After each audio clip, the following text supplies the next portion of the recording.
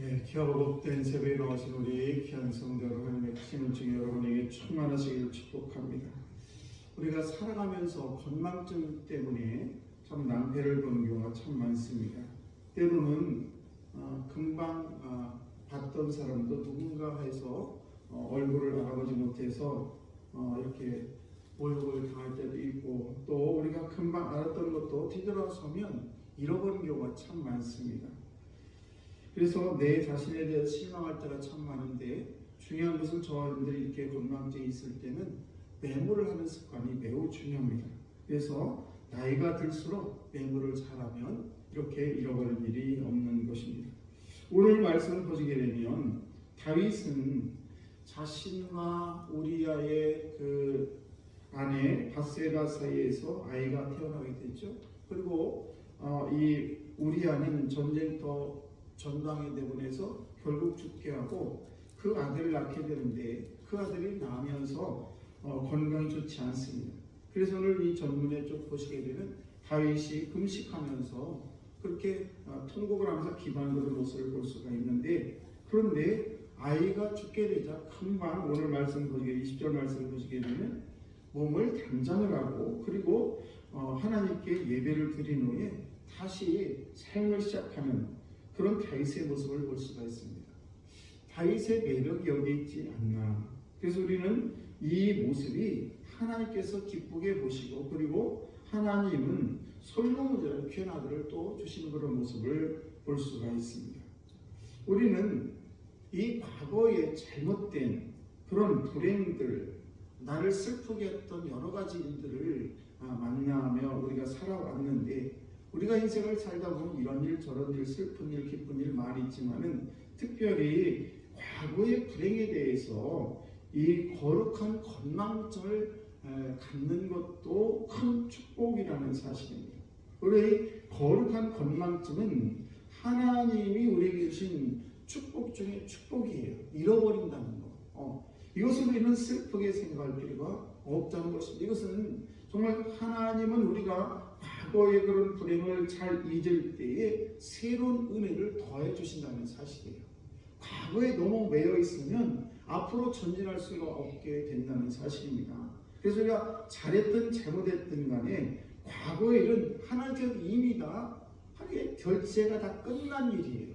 하나님께서 다 벌써 결제가 끝났는데, 그 결제가 끝난 일을 가지고 또 끄집어내가지고 그 너무 지나간 일에 대해서, 나의 과거에서 아픈 상처에 대해서 너무 매달리며 살지 말아야 된다는 사실입니다. 그것은 가만히 생각해 보면 시간 낭비일 뿐인 것입니다. 사람에게 제일 나쁜 성품 중에 하나는 뭔가 하면 편견입니다. 근데 이 편견이 왜 생기느냐, 과거에 대한 그런 나쁜 기억을 잃어버리지 못하면서 생기는 그런 정신적인 초기 질환이 바로 편견이라는 것입니다. 그래서 이 편견은 세상을 자기가 생각하는 잣대로 자꾸만 세상을 이렇게 바라보고 잣대로 재면서 살아간다는 것입니다. 그러다 보니까 전혀 이 현실과 동떨어진 그런 삶을 살아가는 경우가 참 많습니다. 그래서 전체를 보지 못하고 일부만, 자기가 아는 만큼만 딱 잘을 내가지고 이렇게 바라보기 때문에 잘못된 세상, 삐뚤어진 세상을 바라볼 수밖에 없다는 것입니다. 그래서 우리가 이렇게 삶을 살다 보면은 성공적인 삶을 살 수도 없고, 또 하나님께서도 그렇게 야박한 사람에게 하나님의 은혜를 부어줄 곳이 없기 때문에 은혜를 받을 수가 없다는 사실입니다. 한 예를 들면, 제가 중학교 때 엽자콩이 있는데, 엽자콩이 아침마다 가면 냄새가 나요. 무슨 냄새가 나면 생선을 먹고 와가지고 이빨을 안 닦고 오는 거예요. 얼마나 힘든지 그거 그냥 하루 종일 그 짝꿍 옆에서 같이 바꿀 수도 없고, 옛날에 그냥 선생님이 그 자리에 앉으라면 거기에 계속 앉았기 때문에. 그래서 제가 중학교 때는 생선을 안 먹었어요. 그 냄새가 싫어서. 그러면 어머니 아버지가 왜 생선 안 먹냐고 하니까 그 친구의 그 생선 냄새가 비린내가 싫어가지고 그래서 생선을 안 먹었던 기억이 있습니다.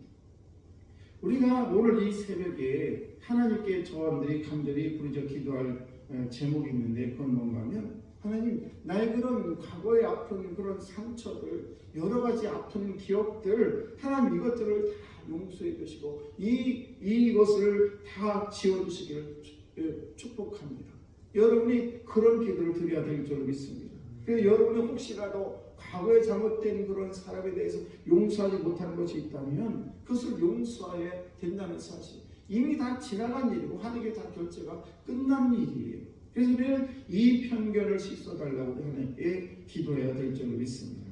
그리고 우리는 지난 일을 잘 잊을 줄 알아야 됩니다.